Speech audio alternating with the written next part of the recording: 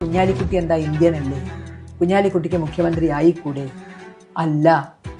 കാരണം ഈ പാരമ്പര്യവും ഈ രക്തവുമാണ് അവരുടെ സിരകളിൽ ഒഴുകുന്നത് എന്നുള്ളത് കൊണ്ട് തന്നെ ഇന്ത്യൻ പാസ്പോർട്ട് ഉണ്ടായതുകൊണ്ടോ, ഇന്ത്യയിലെ ആധാർ കാർഡ് ഉണ്ടായതുകൊണ്ടോ, ഇന്ത്യയിലെ ജനന സർട്ടിഫിക്കറ്റ് ഉണ്ടായതുകൊണ്ടോ അവർക്ക് മറ്റുള്ളവരെ പോലെ മുഖ്യമന്ത്രിയാകാനുള്ള അവകാശം ഉണ്ട് എന്ന് പറഞ്ഞാൽ അതിനെ പെട്ടെന്ന് അങ്ങോട്ട് തൊണ്ട തൊടാതെ വീഴുന്ന ലേശം ബുദ്ധിമുട്ടുണ്ട്. അത് ഈ ചരിത്രം അറിയാവുന്നതുകൊണ്ടാണ്. ഇപ്പം ചിലർ വർത്തമാനം കേട്ടതൊന്നും ഇന്ത്യ എന്ന് പറയുന്ന അവരുടെ ആരുടെ കുടുംബസ്വത്ത് പോലെയാണ്. ആ കുടുംബസ്വത്തായി കിട്ടിയ ഈ ഇന്ത്യയിൽ താമസിക്കണമെങ്കിൽ, ചിലർക്ക് താമസിക്കണമെങ്കിൽ ഞങ്ങൾ അനുവാദം തരണം. ഇത് ഞങ്ങളുടേതാണ്. നമ്മുടെ വസ്തുവിൽ വല്ലവരും കയറുമ്പം നീ കയറരുതെന്ന് പറഞ്ഞതുപോലെയാണ് ഇപ്പം പ്രചരിപ്പിക്കാൻ ശ്രമിക്കുന്നത്. ഇവർ പറയുന്നത് ഹിന്ദുമതത്തിന് വേണ്ടി പ്രവർത്തിക്കുന്നവരല്ലേ? ലോകാസമസ്ത, ലോകത്തുള്ളതെല്ലാം സർവ്വജീവജാലങ്ങളും സുഖമായി ഭവിക്കട്ടെ, അതാണല്ലോ ഹിന്ദുമതത്തിന്റെ അടിസ്ഥാനം. ലോകാസമസ്ത സുഖിനോ ഭവന്തു എന്നുള്ളതിൽ ഒരാളെ മാറ്റി നിർത്തേണ്ട കാര്യമുണ്ടോ? ഒരു ജീവിയെ പോലും മാറ്റാൻ പാടില്ല. എല്ലാ ജീവികളും തുല്യം. അവിടെ ഒരു ജീവിയെ പോലും മാറ്റി നിർത്താതെ എല്ലാ സർവ്വചരാചരങ്ങളും സുഖമായി ഭവിക്കട്ടെ എന്ന് പറയുന്ന ഹിന്ദുത്വത്തിന്റെ അടിസ്ഥാനത്തിലുള്ള വാദം പറയുന്നവരാണ്. വന്നവരെല്ലാം ഞങ്ങൾ സ്വീകരിക്കും, പക്ഷേ ഇന്ന ഇനത്തിൽപ്പെട്ടവരെ മാറി നിന്നു. എന്താ അതിന്റെ കാരണം? ആ കാരണം ഇവിടെ ജാതീയമായ ഒരു ധ്രുവീകരണം ഉണ്ടാക്കുക എന്നുള്ളതാണ്. ആ ജാതീയമായ ധ്രുവീകരണം ഉണ്ടാക്കിക്കൊണ്ട് മാത്രമേ ഈ രാജ്യത്തെ ഒരു ഹിന്ദുരാഷ്ട്രമാക്കി മാറ്റാൻ കഴിയൂ എന്നുള്ള തിരിച്ചറിവുണ്ട്. 79% വരുന്ന ഹിന്ദുക്കൾ, 19% വരുന്ന മുസ്ലിങ്ങൾ, കുറച്ചുള്ള ക്രിസ്ത്യാനികൾ. അതിൽ ഒരു ധ്രുവീകരണം വരുത്തി കുറച്ചൊക്കെ വോട്ടിംഗ് വാങ്ങിക്കാൻ പറ്റിയാൽ ഹിന്ദുക്കളുടെ മനസ്സിലേക്ക് തെറ്റായ അധമമായ ഈ ചിന്തകൾ വളർത്തിക്കൊണ്ടുവന്നാൽ ലഭ്യമായ അധികാരം നിലനിർത്തിക്കൊണ്ടുപോകാൻ കഴിയുമെന്ന് BJP-ക്കാർ ദിവാസ്വപ്നം കാണുന്നു. അത് വെറും സ്വപ്നമാണ്. ഈ രാജ്യത്തിന് പൈതൃകമുണ്ട്, രാജ്യത്തിന് പാരമ്പര്യമുണ്ട്, ഒരു പോരാട്ട ചരിത്രമുണ്ട്. ആ ചരിത്രം രാജ്യത്തിന് വേണ്ടി പോരാടിയ ചരിത്രമാണ്. ആ പോരാട്ടത്തിൽ RSS ഉണ്ടായിരുന്നില്ല. ആ പോരാട്ടത്തിൽ ഏതെങ്കിലും അയൽവക്കത്ത് RSS പോയതേ ഇല്ല. സ്വാതന്ത്ര്യ സമരം കാണാൻ പോലും അവർ പോയിട്ടില്ല.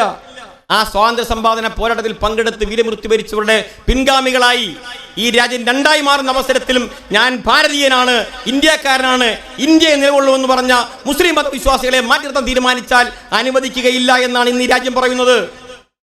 അതിനെ പലതരത്തിലും ധ്രുവീകരിക്കാനുള്ള ശ്രമം BJP നടത്താൻ പറഞ്ഞത്. ഈ സമരം നമുക്ക് അറിയണമെങ്കിൽ അവർ വേഷം കണ്ടാൽ മതി. ജാമിയ സർവകലാശാല വിദ്യാർത്ഥികളെല്ലാം മുസ്ലിങ്ങളാണ് പറയുന്നത്. ഇറങ്ങി സമരരംഗത്തേക്ക് വന്നവരാന്നാ പറയുന്നത്. അങ്ങനെയല്ല. ഈ രാജ്യം ഇന്ന് രാജ്യസ്നേഹികളുടെ സമരം കാണുകയാ. ഇവരാണ് രാജ്യസ്നേഹി സർട്ടിഫിക്കറ്റ് കൊടുക്കുന്നത്. ഈ BJP-ക്കാരൊപ്പം കൊടുക്കുന്നേ. അമിത്ഷാ പാർലമെന്റിൽ പറയുന്നു നിങ്ങൾ ആരും പോകേണ്ടി വരില്ല. എന്തിന്റെ സ്വരമാ അത്? അതൊരു ഔദാര്യത്തിന്റെ സ്വരമാണ്. ഈ രാജ്യം വിട്ട് നിങ്ങളാരും പോകേണ്ടി വരില്ല എന്ന് ഇന്ത്യയുടെ ആഭ്യന്തരമന്ത്രി അമിത്ഷാ പറയുന്നത് ഒരു ഔദാര്യത്തിന്റെ സ്വരമാണ്. ആ സ്വരം കേൾക്കാൻ ഈ ഇന്ത്യൻ ജനത ആഗ്രഹിക്കുന്നില്ല. ഇവിടെ ആരുടെ ഔദാര്യത്തിന്റെ പ്രശ്നമില്ല. ഇവിടെ ന്യൂനപക്ഷ പ്രശ്നമില്ല, ജാതിമത വ്യത്യാസമില്ല, മറ്റൊരു തരത്തിലുള്ള വ്യത്യാസമില്ല. ഇന്ത്യയിൽ ജനിച്ചവർ, ഇന്ത്യയിൽ ജീവിക്കുന്നവർ ഇന്ത്യക്കാരാണെന്ന സങ്കല്പത്തിൽ നിന്ന് മാറി ഞങ്ങൾ കുറച്ച് ഇന്ത്യക്കാർ, നിങ്ങൾ വരുത്തർ, നിങ്ങൾ ജീവിക്കണമെങ്കിൽ ഞങ്ങൾ പറയുന്നത് പോലെ എന്ന് പറയുന്ന ഒരു ഔദാര്യം വേണ്ട. ആ ഔദാര്യം വേണ്ട എന്നുള്ളതാണ് ഈ രാജ്യത്തെ സ്നേഹിക്കുന്ന ജനകോടികൾ പറയുന്നത്. ഈ ലക്ഷ്യത്തിലേക്കുള്ള യാത്ര നരേന്ദ്രമോദിക്ക് ഹിറ്റ്ലറും മുസോളിനിയും പണ്ട് യാത്ര ചെയ്ത കാര്യങ്ങൾ മനസ്സിലാക്കണം. അവർ ധീരശൂര പരാക്രമികളായിരുന്നവർ. ഹിറ്റ്ലർ പറഞ്ഞിരുന്നത് ഇവിടെ ഹിന്ദുക്കളുടെ പേരാണ് പറയുന്നതെങ്കിൽ ഹിറ്റ്ലർ ജർമ്മനിയിൽ പറഞ്ഞിരുന്നത് ആര്യന്മാരുടെ പേരാണ് പറഞ്ഞിരുന്നത്. ആര്യന്മാരുടെ വളർച്ചയ്ക്ക്, രാജ്യം ഭരിക്കാൻ വിധിക്കപ്പെട്ട വളർച്ചയ്ക്ക് അവർ ശത്രുക്കളായി. ഇവിടെ നിങ്ങൾ മുസ്ലിങ്ങളെ കാണുന്നെങ്കിൽ അവിടെ കണ്ടിട്ട് ജൂതന്മാരെയാണ്. ജൂതന്മാരെ അവിടെ കൊല്ലാം, ആരും ചോദിക്കാനില്ലായിരുന്നു. അവിടെ ലക്ഷക്കണക്കിന് ജൂതന്മാരെ കൊന്നു. രാജ്യം വിപുലീകരിക്കാൻ തീരുമാനിച്ചു. ആ വിപുലീകരണ ഭാഗമായി റഷ്യ എന്ന് പറഞ്ഞ രാജ്യത്തിലേക്ക് എത്തുന്നപ്പോഴാണ് ചെമ്പട വന്ന് ഹിറ്റ്ലറെ തോപ്പിച്ച് തിരിച്ച് ഹിറ്റ്ലർ ഓടി വെപ്പാട്ടിയും വേട്ടപ്പട്ടിയുമായി സ്വയം വെടിവെച്ച് ഹിറ്റ്ലർക്ക് മരിക്കേണ്ടി വന്നു. അത് ഫാസിസ്റ്റിന്റെ അങ്ങനെ ആയുള്ളൂ. അങ്ങനെ അന്ത്യോന്റെ മുസോളിനി വിഷം കഴിച്ചാൽ മരിച്ചേ. നരേന്ദ്രമോദിയേക്കാൾ ഉജ്ജ്വലമായി പ്രഭാഷണം നടത്തി 10,000-ങ്ങളെ കൂട്ടി, ലക്ഷങ്ങളെ കൂട്ടി വർത്താനം പറഞ്ഞ മുസോളിനിക്ക് വിഷം കഴിച്ച് മരിക്കേണ്ടി വന്നു. അത് ഫാസിസം അങ്ങനെ അവസാനിക്കത്തുള്ളൂ. ആ അനുഭവത്തിലേക്കാണ് നരേന്ദ്രമോദിയുടെയും അമിത്ഷായുടെ യാത്ര. ഇത് ഇന്ത്യയാണിത്. ഏകോദര സഹോദരങ്ങളെ പോലെ നാനാജാതി മതസ്ഥർ ജീവിക്കുന്ന ഇന്ത്യയാണിത്. ഈ ഇന്ത്യയിൽ നിന്നുകൊണ്ട് ഏതെങ്കിലും ഒരു മതത്തിനെതിരായി വെല്ലുവിളിക്കാൻ ഈ രാജ്യത്തെ ഭരണാധികാരികൾ തീരുമാനിച്ചാൽ അത് അനുവദിക്കുകയില്ല എന്നാണ് ഇത്തരത്തിലുള്ള പ്രതിഷേധത്തിലൂടെ ജനങ്ങളാകെ മുന്നോട്ട് വെക്കുന്നത്. ഈ ഇന്ത്യ നമ്മുടെ എല്ലാവരുടെയുമാണ്. അതുകൊണ്ടാണ് ഇന്ത്യയുടെ ഭരണഘടന എഴുതുന്ന അവസരത്തിൽ ദീർഘമായ ചർച്ചകൾക്ക് ശേഷം സ്വാതന്ത്ര്യം കിട്ടിയും പിന്നെ 2-3 വർഷക്കാലം എടുത്താണ് ഇന്ത്യ റിപ്പബ്ലിക്കായി മാറിയത്. അങ്ങനെ ആകുന്ന അവസരത്തിൽ ഇന്ത്യ എങ്ങനെ ആയിരിക്കണമെന്നൊരു ചിന്ത വളർന്നുന്ന അവസരത്തിൽ ഇന്ത്യ ഒരു മതേതര രാജ്യമായി എന്തുകൊണ്ടങ്ങനെ ആഗ്രഹിച്ചു എന്ന് ചോദിച്ചാൽ ഇപ്പം പറയാൻ ഇഷ്ടമല്ല. അങ്ങനെ ആഗ്രഹിക്കാനുള്ള കാര്യം, ഈ രാജ്യത്ത് ഇല്ലാത്ത മതങ്ങൾ മറ്റൊരു രാജ്യത്തും ഇല്ല എന്നുള്ളത് കൊണ്ടാണ്. ഈ രാജ്യത്തിന് സ്വാതന്ത്ര്യ സമ്പാദന പോരാട്ടത്തിൽ പങ്കെടുക്കുന്ന അവസരത്തിൽ മനുഷ്യരുടെ മനസ്സിൽ ജാതിമത ചിന്തകൾ ഉണ്ടായിരുന്നില്ല. ഉണ്ടാക്കാനുള്ള പരിശ്രമങ്ങൾ RSSന്റെ ഭാഗത്ത് ഉണ്ടായിരുന്നു. 1925 ഡിസംബർ മാസത്തിലാണ് രാഷ്ട്രീയ സ്വയം സേവക സംഘം എന്ന് പറയുന്ന പ്രസ്ഥാനം രൂപീകരിക്കപ്പെടുന്നത്. നമുക്കെല്ലാം അറിയാവുന്നതുപോലെ 47 മുമ്പ് ഇന്ത്യ മഹാരാജ്യം രൂപീകരിക്കപ്പെട്ട ഏതൊരു പ്രസ്ഥാനവും ആ പ്രസ്ഥാനത്തിൻ്റെ ഒന്നാമത്തെ അജണ്ട ഇന്ത്യയുടെ സ്വാതന്ത്ര്യമായിരുന്നു.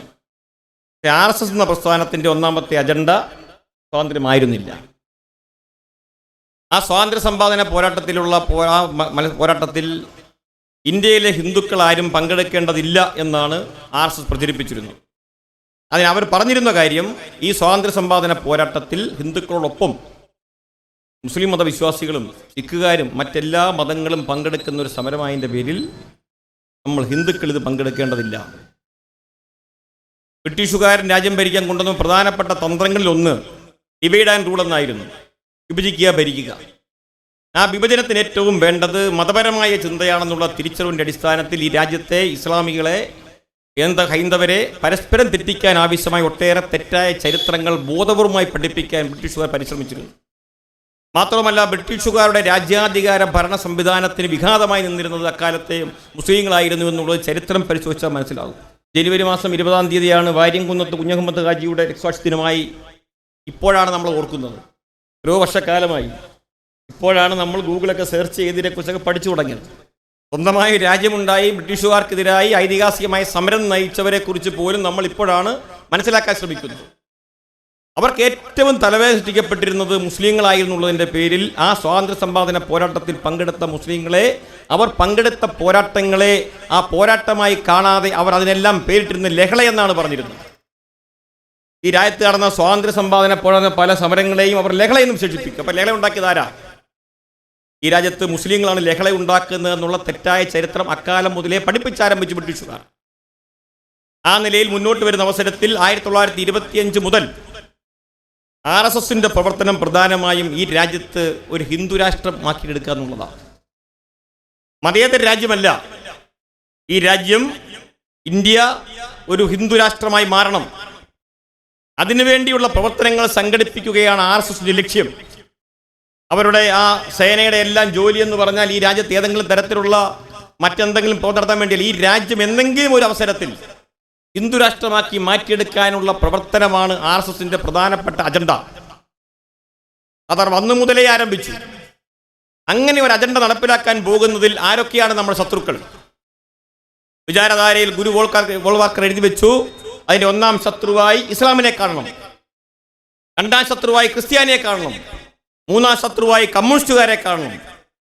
ആ നിലയിൽ ശത്രുക്കളാരെ എന്ന് വേർതിരിച്ച് എഴുതി വെച്ച് ആ ശത്രുക്കളെ ഉന്മൂലനം ചെയ്തുകൊണ്ട് മാത്രമേ ഈ രാജ്യത്ത് ഹിന്ദുരാഷ്ട്രം സ്ഥാപിക്കാൻ കഴിയൂ എന്നുള്ള ചിന്തയാണ് RSSന്റെ അനുയായികളിലേക്ക്, പ്രവർത്തകരിലേക്ക് അക്കാലം മുതൽ RSS പങ്കുവെച്ചു കൊടുത്തത്. അതാണ് RSSനെ കുറിച്ച് പറയുന്ന ഒരു പ്രചാരകൻ എന്നറിയപ്പെടുന്നത്. ഇതിന്റെ പ്രചാരകര RSS പ്രവർത്തകരല്ല. നമ്മളെല്ലാം പ്രസ്ഥാനങ്ങളിൽ പ്രവർത്തകരാണെങ്കിൽ RSSകാരെ കുറിച്ച് അറിയപ്പെടുന്ന പ്രചാരകരാണ്. ഏത് പ്രചാരകർ? ഈ നേതൃത്വം പറയുന്ന ഇല്ലാ കഥകൾ പ്രചരിപ്പിക്കുന്ന പ്രചാരകന്മാരായി RSSകാരെ വാർത്തെടുത്തു. അവർ പറഞ്ഞ ചരിത്രമാണ് ശരിയായ ചരിത്രം എന്ന് പ്രചരിപ്പിക്കുന്ന ജോലിയായി RSSന്റെ പ്രവർത്തകർക്ക് മാറി. അങ്ങനെ പ്രചാരകന്മാരെ സൃഷ്ടിക്കപ്പെട്ടു. ആ പ്രചാരകന്മാർ രൂപം കൊണ്ട നാൾ മുതൽ ഇക്കാലം അത്രയും ഈ രാജ്യത്തിനെതിരായി, രാജ്യത്തെ ജനങ്ങൾക്കെതിരായുള്ള പ്രചാരവേല സംഘടിപ്പിച്ചുകൊണ്ടിരിക്കുകയാണ്. അറിഞ്ഞോ അറിയാതെയോ ഇന്ത്യൻ ജനതയുടെ മനസ്സിലേക്ക് ഈ രാജ്യത്തിന്റെ പ്രധാനപ്പെട്ട ശത്രുക്കളായി മുസ്ലിങ്ങളാണ് എന്നുള്ള ചിന്ത വളർത്താനുള്ള പരിശ്രമങ്ങൾ RSS തുടങ്ങിയിട്ട് കാലം എത്രയായി? ഈ CAA ബില്ലെന്ന് പറയുന്നത് ഒരു ആദ്യമല്ല, ഇത് അവസാനിക്കാനും പോകുന്നില്ല. ഈ രാജ്യത്തെ ജനങ്ങളെ ഒന്നാകെ കണ്ടുകൊണ്ട് രാജ്യത്തിന്റെ സ്വാതന്ത്ര്യ സമ്പാദന പോരാട്ടത്തിലേക്ക് ഇന്ത്യൻ ജനത എല്ലാം മറന്നുകൊണ്ട്, ജാതി മറന്ന്, മതം മറന്ന്, വർഗം മറന്ന്, വർണ്ണം മറന്ന്, ഭാഷ മറന്നു, ദേശം മറന്ന്, എല്ലാം മറന്നുകൊണ്ട് ഇന്ത്യൻ സ്വാതന്ത്ര്യ സമ്പാദന പോരാട്ടത്തിലേക്ക് പോകണമെന്ന് പറഞ്ഞ് പ്രചരിപ്പിച്ച് പഠിപ്പിച്ചു വിട്ടയാളാണ് മഹാത്മാഗാന്ധി. അതുകൊണ്ടാണ് ഇന്ത്യയുടെ സ്വാതന്ത്ര്യ സമ്പാദന പോരാട്ടത്തിൽ നിരവധി നേതാക്കന്മാരുണ്ടെങ്കിലും രാഷ്ട്രപിതാവായി മഹാത്മാഗാന്ധി മാറിയത് ഡിവൈഡ് ആൻഡ് റൂൾ എന്ന് പറയുന്ന ബ്രിട്ടീഷുകാരന്റെ കുൽസിതമായ പരിശ്രമത്തിൽ നിന്ന് മാറ്റി ഇന്ത്യൻ ജനതയെ ചിന്തിപ്പിച്ചുകൊണ്ട് രാമനും റഹീമും ഒന്നാണെന്ന് പറഞ്ഞുകൊണ്ട് ഇന്ത്യൻ ജനതയുടെയിലേക്ക് ജാതീയമായ വേർതിരിവുകളില്ലാതെ അതിർവരമ്പുകളില്ലാതെ രാജ്യത്തെ ജനങ്ങളെ ഒന്നാകെ സംഘടിപ്പിച്ചുകൊണ്ട് സ്വാതന്ത്ര്യ സമ്പാദന പോരാട്ടത്തിലേക്ക് പോയതുകൊണ്ടാണ് മഹാത്മാഗാന്ധി രാഷ്ട്രപിതാവായി മാറിയത്. ആ പറഞ്ഞ കാര്യം RSS ഇഷ്ടപ്പെട്ടില്ല. രാമനും റഹീമും ഒന്നാണ്. ഈ രാജ്യത്തെ ജനങ്ങൾ വിഘടിച്ചു നിൽക്കുകയല്ല, യോജിപ്പിന്റെ പാതയിലേക്ക് വരണം. ആ യോജിപ്പിന്റെ പാതയിലൂടെ മാത്രമേ ഇന്ത്യക്ക് സ്വാതന്ത്ര്യം നേടാൻ കഴിയുമെന്ന് ഇന്ത്യൻ ജനതയെ പഠിപ്പിക്കാൻ മഹാത്മാഗാന്ധി മുന്നോട്ട് വന്നു എന്നുള്ളതാണ് RSSകാർക്ക് ഇഷ്ടപ്പെടാതെ പോയ കാര്യം. അതുകൊണ്ടാണ് സ്വാതന്ത്ര്യം കിട്ടി 6 മാസക്കാലത്തിനകം മഹാത്മാഗാന്ധിക്ക് ജീവൻ ബലിയർപ്പിക്കേണ്ടി വന്നു. ഇവിടെ സ്വാഗത പ്രാസംഗം സൂചിപ്പിച്ചതുപോലെ ഒരു മുസ്ലിം അല്ല കൊന്നത്, ഒരു ഇസ്ലാം മതവിശ്വാസിയല്ല മഹാത്മാഗാന്ധിയെ കൊന്നത്. ഇന്ത്യയുടെ രാഷ്ട്രപിതാവിനെ വധിച്ചത് RSSകാരാണ്, ഹിന്ദു രാഷ്ട്രവാദികളാണ്. ഹിന്ദുത്വത്തിന്റെ പേരിൽ ഈ രാജ്യത്തെ ഹിന്ദുക്കളെയാകെ സംഘടിപ്പിക്കാൻ നടക്കുന്നവരാണ്. സനാതന ഹിന്ദുവായ മഹാത്മാഗാന്ധിയെ ഹേ റാം എന്ന മുദ്രാവാക്യം വിളിച്ചുകൊണ്ട് പിഴഞ്ഞു വീണ് മരിച്ച മഹാത്മാഗാന്ധിയുടെ വിരിമാറിലേക്ക് വെടിയുണ്ട ഉതിർത്തത് ഇവിടുത്തെ ഹിന്ദുക്കളാണ്, ഹിന്ദുത്വവാദികളാണ്. ഹിന്ദുക്കളല്ല, ഹിന്ദുത്വവാദികളാണ്. നാഥുറാം വിനായക് ഗോഡ്സെ എന്ന് പറയുന്ന ഹിന്ദു രാഷ്ട്രവാദി പറഞ്ഞു, ഞാൻ മഹാത്മാഗാന്ധിയെ ആദരിക്കുന്നു, ഞാൻ മഹാത്മാഗാന്ധിയെ സ്നേഹിക്കുന്നു, പക്ഷെ ആ സ്നേഹത്തെക്കാൾ കൂടുതൽ എനിക്ക് സ്നേഹം ഹിന്ദു രാഷ്ട്രവാദത്തോടാണ്. ആ ഹിന്ദു രാഷ്ട്രവാദത്തിന് പ്രധാനപ്പെട്ട വിലങ്ങുതുഴ നിൽക്കുന്ന മഹാത്മാഗാന്ധിക്ക് നേരെ നിറയൊഴിച്ചതിൽ എനിക്ക് യാതൊരു പ്രായച്ചിത്വവുമില്ല, പശ്ചാത്താപവുമില്ല. കോടതി മുമ്പാകെ പറഞ്ഞതാ. അത് പറയുക മാത്രമല്ല, അദ്ദേഹം എഴുതി വെച്ചു, ഞാൻ മരണപ്പെട്ടാൽ, ഇന്ത്യൻ ഭരണകൂടം എന്നെ തൂക്കിലെത്തിയാൽ, എന്നെ വെടിവെച്ച് വെട്ടിയാൽ, എന്നെ കൊല ചെയ്താൽ എൻ്റെ മൃതശരീരം മതാചാര പ്രകാരം സംസ്കരിക്കപ്പെടണം. അങ്ങനെ സംസ്കരിച്ചു കഴിഞ്ഞാൽ എൻ്റെ ചിതാഭസ്മം ഒരു കുടത്തിലാക്കി സൂക്ഷിക്കണം. ആ ചിതാഭസ്മം ഗംഗാനദിയിൽ നിമഞ്ജനം ചെയ്യണമെന്നാണ് എൻ്റെ ആഗ്രഹം. അങ്ങനെ ഗംഗാനദിയിൽ നിമഞ്ജനം ചെയ്യണമെങ്കിൽ ഈ രാജ്യം എന്തെങ്കിലും ഹിന്ദു രാജ്യമാകണം. ഈ രാഷ്ട്രം എന്തെങ്കിലും, ഇന്ത്യ എന്ന നമ്മുടെ രാജ്യം എന്തെങ്കിലും ഹിന്ദു രാഷ്ട്രമായതിനു ശേഷം മാത്രമേ എൻ്റെ ചിതാഭസ്മം ഗംഗാനദിയിൽ നിമഞ്ജനം ചെയ്യാവൂ എന്ന് വിൽപത്രം എഴുതി വെച്ച നാഥുറാം വിനായക് ഗോഡ്സെയുടെ വിൽപത്ര പൂർത്തീകരണത്തിന് വേണ്ടിയാണ് നരേന്ദ്രമോദി ഇന്ന് രാജ്യം ഭരിക്കുന്നത്. നമുക്കെല്ലാം അറിയാം, BJP അധികാരത്തിൽ വന്ന സാഹചര്യം നമ്മുടെ മുമ്പിലുണ്ട്. BJP അധികാരത്തിലേക്ക് വരുന്ന അവസരത്തിൽ നാം എല്ലാം ധരിച്ചിരുന്നത് ലാൽ കൃഷ്ണ അദ്വാനി എന്ന് പറയുന്ന ജന്മം കൊണ്ട് പാകിസ്ഥാൻകാരനും കർമ്മം കൊണ്ട് ഇന്ത്യക്കാരനുമായ ലാൽ കൃഷ്ണ അദ്വാനി, 2 MPമാരുണ്ടായിരുന്ന BJP എന്ന രാഷ്ട്രീയ പ്രസ്ഥാനത്തിനെ രാജ്യം ഭരിക്കത്തക്ക രീതിയിൽ വളർത്തി വലുതാക്കിയ ലാൽ കൃഷ്ണ അദ്വാനി എന്ന് പറഞ്ഞ BJPയുടെ നേതാവ് ഇന്ത്യയുടെ പ്രധാനമന്ത്രിയായി വരുമെന്ന് നമ്മളെല്ലാം പ്രതീക്ഷിച്ചു. ആരാ വന്നേ? നരേന്ദ്രമോദി വന്നു. നരേന്ദ്രമോദി മുമ്പുള്ള ക്വാളിഫിക്കേഷൻ എന്താ? ഗുജറാത്തിന്റെ മുഖ്യമന്ത്രിയായിരുന്ന നരേന്ദ്രമോദി 4 തവണ മധ്യപ്രദേശ് മുഖ്യമന്ത്രിയായ ചൗഹാൻ ഉണ്ട്. ഏതെങ്കിലും ഒരു മുഖ്യമന്ത്രിയെ ഇന്ത്യ പ്രധാനമന്ത്രി സ്ഥാനത്തേക്ക് BJP കൊണ്ടുവന്നതല്ല. മുഖ്യമന്ത്രിയായിരിക്കുന്ന അവസരത്തിൽ ഗുജറാത്തിൽ വംശീയ ഹത്യ നടത്തി, മതപരമായ വേർതിരിവുണ്ടാക്കി, അധികാരം നിലനിർത്താനുള്ള എല്ലാവിധമായ കുൽസിത പരിശ്രമവും നടത്തി ഗുജറാത്ത് എന്ന് പറയുന്ന മഹാത്മാഗാന്ധിയുടെ ജന്മം കൊണ്ട് പരിപാവനമായ പവിത്രമായ മണ്ണിനെ പങ്കിലമാക്കി മാറ്റിയ നരേന്ദ്രമോദി തന്നെ ഇന്ത്യയുടെ പ്രധാനമന്ത്രിയാകണമെന്ന് RSS തീരുമാനിച്ചു. ആ തീരുമാനത്തിന്റെ അടിസ്ഥാനത്തിൽ RSSകാരനായ നരേന്ദ്രമോദി ഇന്ത്യയുടെ പ്രധാനമന്ത്രിയായി വന്നു. ആദ്യത്തെ 5 വർഷക്കാലം നരേന്ദ്രമോദിക്ക് സ്വന്തമായ ഭൂരിപക്ഷം ഉണ്ടായിരുന്നില്ല. 2ാം തവണ തെരഞ്ഞെടുപ്പാകുമ്പോഴേക്കും BJPക്ക് നിയമങ്ങളിൽ മാറ്റം വരുത്താൻ കഴിയുന്ന ഭൂരിപക്ഷത്തിലേക്ക് രാജ്യസഭയിൽ ഭൂരിപക്ഷം, ലോക്സഭയിൽ ഭൂരിപക്ഷം, തുടർന്ന് വന്ന പ്രസിഡന്റ് തെരഞ്ഞെടുപ്പിൽ പ്രസിഡന്റായി RSSകാരൻ അവരോധിതനാകുന്നു, ഉപരാഷ്ട്രപതി RSSകാരൻ. അങ്ങനെ വരുമ്പോഴാണ് നിയമങ്ങളിൽ കുറച്ച് മാറ്റങ്ങൾ വരുത്താൻ ഇവിടെ സ്വാഗത പ്രാസംഗം സൂചിപ്പിച്ചല്ലോ. ഇതുവരെയുള്ള എല്ലാ കീഴ്വഴക്കങ്ങളിൽ ലംഘിച്ചുകൊണ്ട് ഇന്ത്യൻ പാർലമെന്റിലേക്ക് ബില്ലുകൾ വരിക, ആ ബില്ലിനെ എത്രയും പെട്ടെന്ന് രാഷ്ട്രപതി ഒപ്പിട്ടുകൊടുത്ത് അർദ്ധരാത്രിക്ക് RSSകാരൻ തിട്ടൂരം നോക്കിയിരുന്ന് ഉറക്കുളച്ചിരുന്ന് ഒപ്പിട്ട് കൊടുക്കുന്ന ഒരു RSSകാരൻ ഇന്ത്യയുടെ പ്രസിഡന്റായി വന്ന അവസരത്തിൽ എല്ലാ ബില്ലുകളും നിയമങ്ങളാക്കി മാറ്റാനുള്ള സാഹചര്യമുണ്ടായി. അത് തുടരുകയാണ്. ഇപ്പം ഒരുപാട് പശ്ചാത്തലം പറഞ്ഞുകൊണ്ട് ഞാൻ ഈ വേളയിൽ ഒരുപാട് നേതാക്കന്മാർ പ്രസംഗങ്ങൾ പറഞ്ഞു പോവുകയല്ല. ഇസ്ലാമിനെതിരായ വികാരം വളർത്താൻ എത്ര കാലമായി പരിശ്രമിക്കുക. RSS ഉണ്ടായ കാലം മുതൽ മസ്തിഷ്ക പ്രക്ഷാളനം എന്ന് പറയും, ബ്രെയിൻ വാഷിംഗ് എന്ന് ഇംഗ്ലീഷ് പറയും. ഈ ഇന്ത്യൻ ജനതയിലേക്ക് അത് കൊണ്ടുവരാനുള്ള ശ്രമം നടത്തുകയാണ് RSS. അവർ പറഞ്ഞു, ഈ രാജ്യത്തെ ഏറ്റവും വലിയ കുഴപ്പക്കാരാരാ? നിങ്ങളാ. നമുക്കറിയാം, പണ്ടത്തെ ഹിന്ദി സിനിമ കണ്ട നമുക്കറിയാമല്ലോ നായകനാരാ. മീശയില്ലാത്തവൻ നായകൻ, ഇല്ലനാരാ എടുത്തു ആടിയൊക്കെ വെച്ച ഉപ്പി വെച്ച പേരുകാരനാണ് നായകൻ. വില്ലന്മാർ മിക്കവാറും. നല്ലവൻ ഹിന്ദു, മോശക്കാരൻ ഇസ്ലാം. ഇത് സിനിമയെ കൂടെ മാത്രമല്ല, ഒരു കള്ളക്കടത്തുകാരനുണ്ടായാൽ വിദേശത്തെങ്ങാനും പോയിട്ട് വരുന്ന വഴിക്ക് 5-10 കിലോ സ്വർണം ഒന്ന് കടത്തിക്കൊണ്ടുവരുന്ന ഒരു മനുഷ്യൻ ചെയ്തുകൂടാത്തൊരു പ്രവൃത്തി ചെയ്യുന്ന ഒരാൾ കടത്തിക്കൊണ്ടുവരുന്നവന്റെ പേര് ഷമീർ എന്നെങ്ങാണമായാൽ പത്രത്തിൽ വലിയ വെണ്ടയ്ക്കാണ്. ഷമീർ കള്ളക്കടത്തുകാരനായി.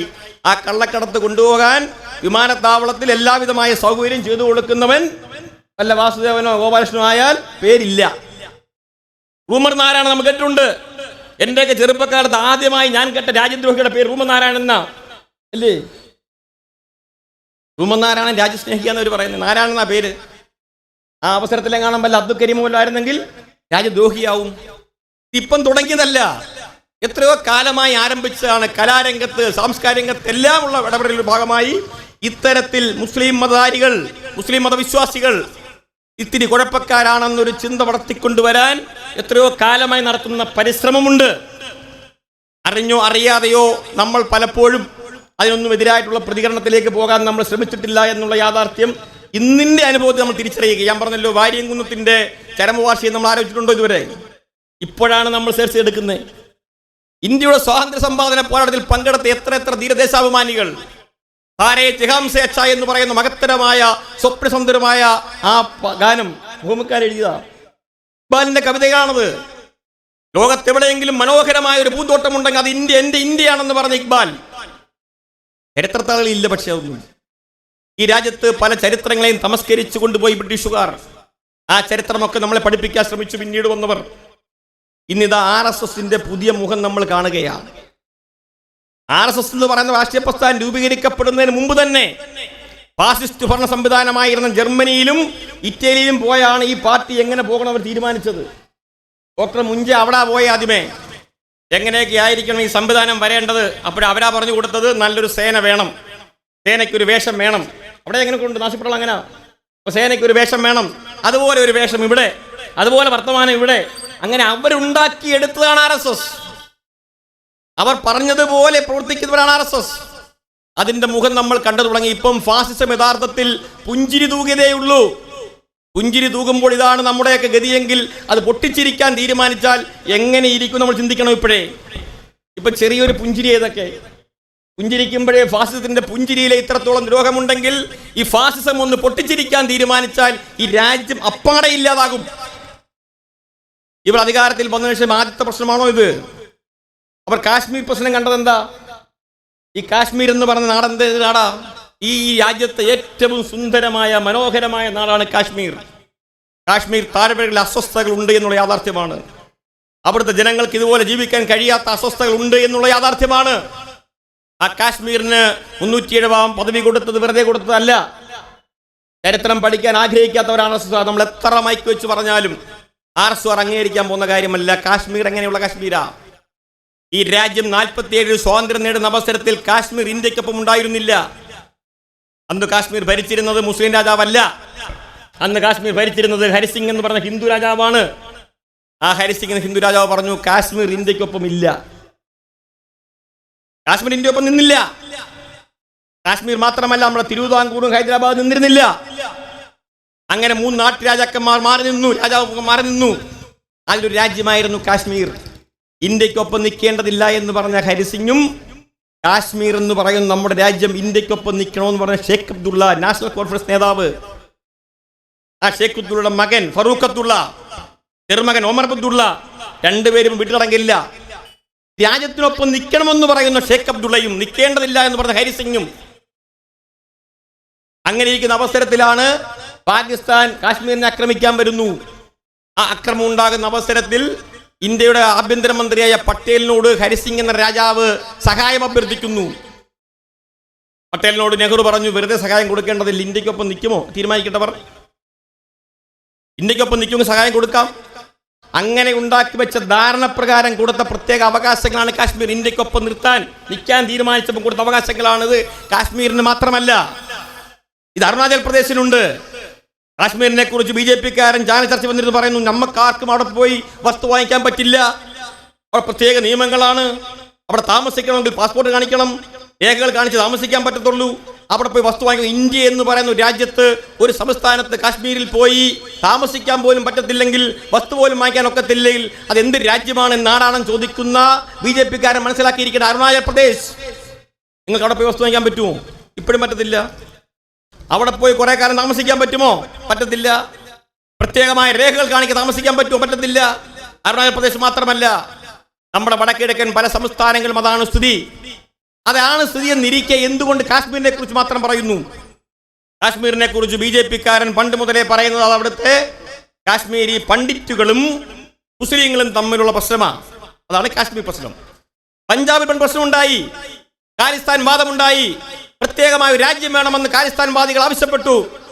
ആ ആവശ്യപ്പെട്ട അവസരത്തിൽ BJP-കാർ പറഞ്ഞിരുന്നത് എന്താ? പഞ്ചാബിന്റെ വിഷയം അത് ഹിന്ദുക്കളും സിഖുകാരും തമ്മിലുള്ള വിഷയമാണ്.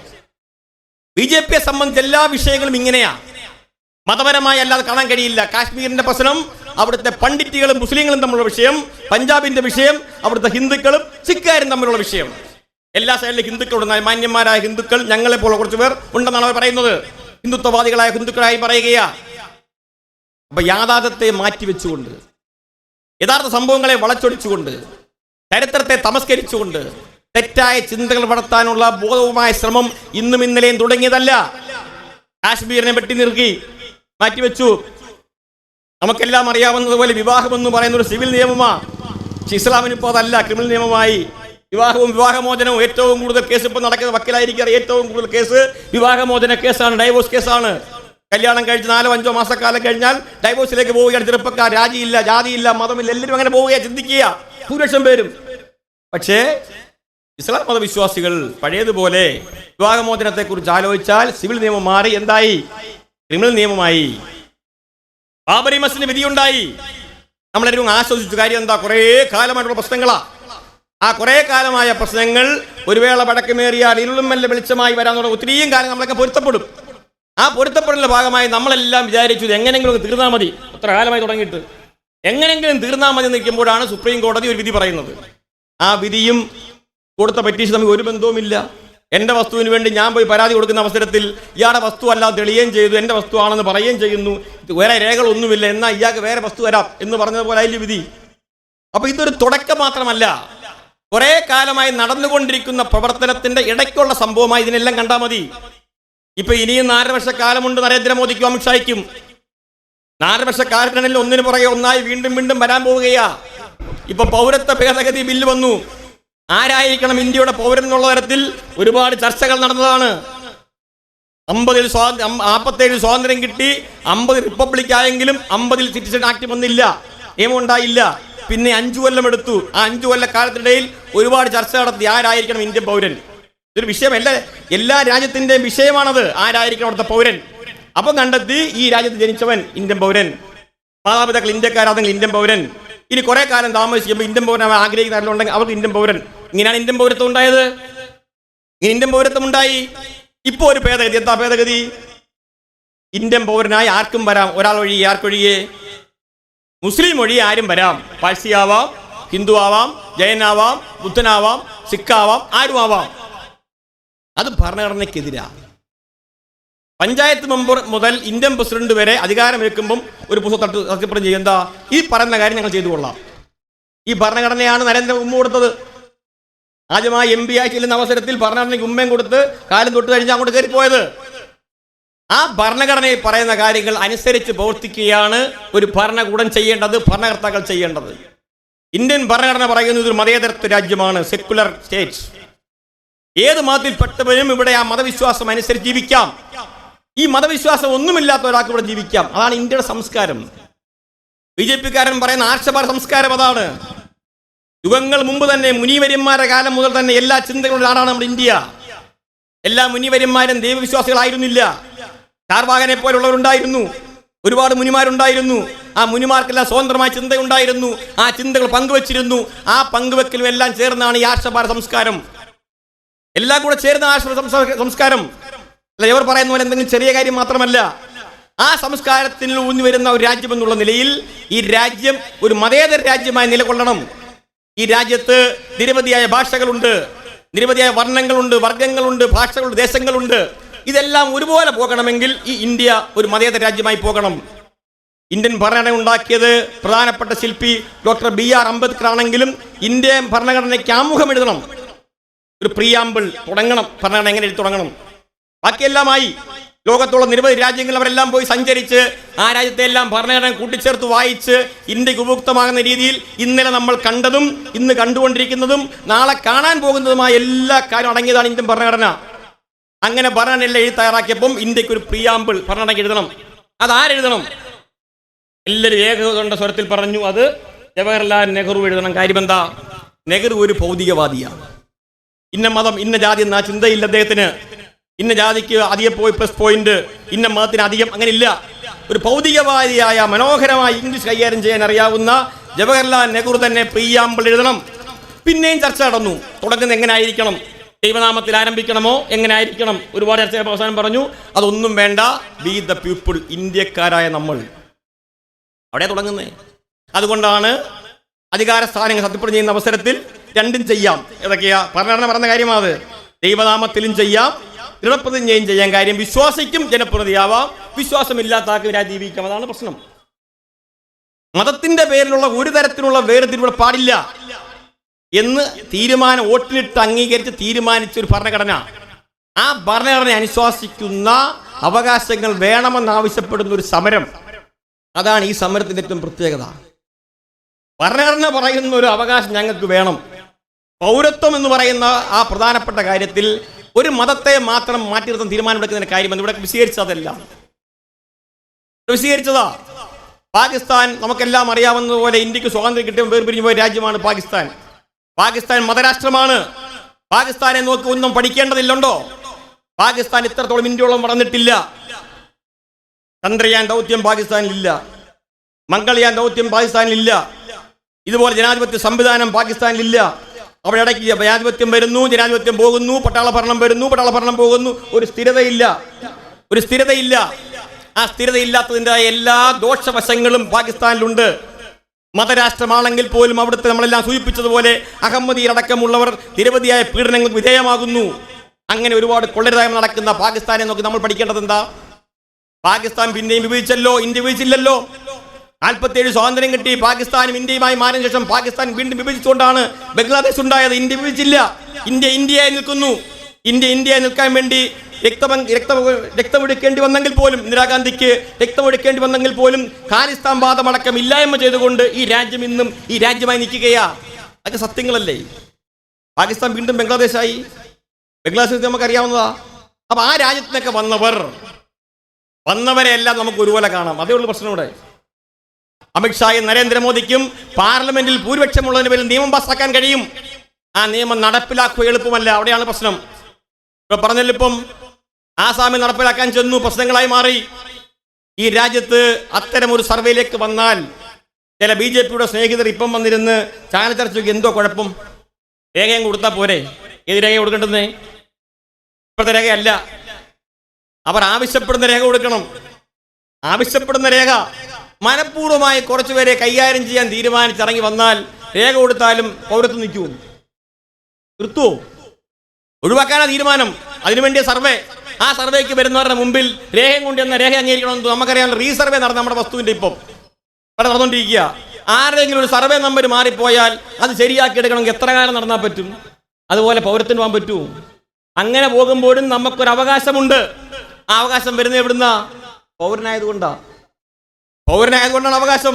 വില്ലേജ് ഓഫീസിൽ അപേക്ഷ കൊടുക്കാൻ, പോലീസ് സ്റ്റേഷനിൽ പരാതി കൊടുക്കാൻ, സർക്കാർ ഓഫീസിൽ ചെന്നാൽ ഇന്ന കാര്യം ചെയ്യണമെന്ന് പറയാനുള്ള അവകാശം നമുക്കുള്ളത് തന്നെ പൗരനായതിന്റെ പേരിൽ. ആ പൗരത്വം തെളിയിക്കാനുള്ള രേഖയ്ക്ക് വേണ്ടി പോയാൽ പൗരനല്ലാത്ത സംശയമുള്ള ആൾക്ക് ഏത് രേഖ കിട്ടുമെന്നാ പറയുന്നത്?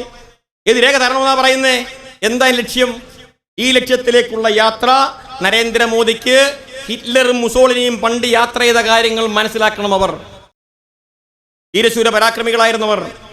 ഹിറ്റ്ലർ പറഞ്ഞിരുന്നത് ഇവിടെ ഹിന്ദുക്കളുടെ പേരാണ് പറയുന്നതെങ്കിൽ ഹിറ്റ്ലർ ജർമ്മനിയിൽ പറഞ്ഞിരുന്നത് ആര്യന്മാരുടെ പേരാണ് പറഞ്ഞിരുന്നത്. ആര്യന്മാരുടെ വളർച്ചയ്ക്ക്, രാജ്യം ഭരിക്കാൻ വിധിക്കപ്പെട്ട വളർച്ചയ്ക്ക് അവർ ശത്രുക്കളായി.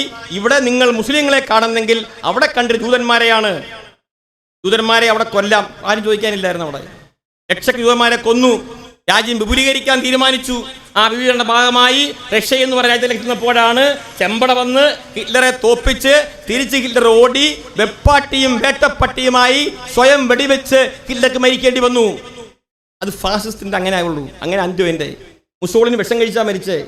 നരേന്ദ്രമോദിയേക്കാൾ ഉജ്ജ്വലമായി പ്രഭാഷണം നടത്തി 10,000 കൂട്ടി ലക്ഷങ്ങളെ കൂട്ടി വർത്താനം പറഞ്ഞ മുസോളിനിക്ക് വിഷം കഴിച്ച് മരിക്കേണ്ടി വന്നു.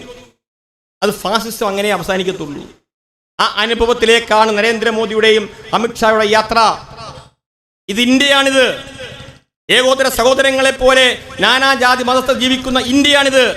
ഈ ഇന്ത്യയിൽ നിന്നുകൊണ്ട് ഏതെങ്കിലും ഒരു മതത്തിനെതിരായി വെല്ലുവിളിക്കാൻ ഈ രാജ്യത്തെ ഭരണാധികാരികൾ തീരുമാനിച്ചാൽ അത് അനുവദിക്കുകയില്ല എന്നാണ് ഇത്തരത്തിലുള്ള പ്രതികരണത്തിലൂടെ പ്രതിഷേധത്തിലൂടെ ജനങ്ങളാകെ മുന്നോട്ട് വെക്കുന്നത്.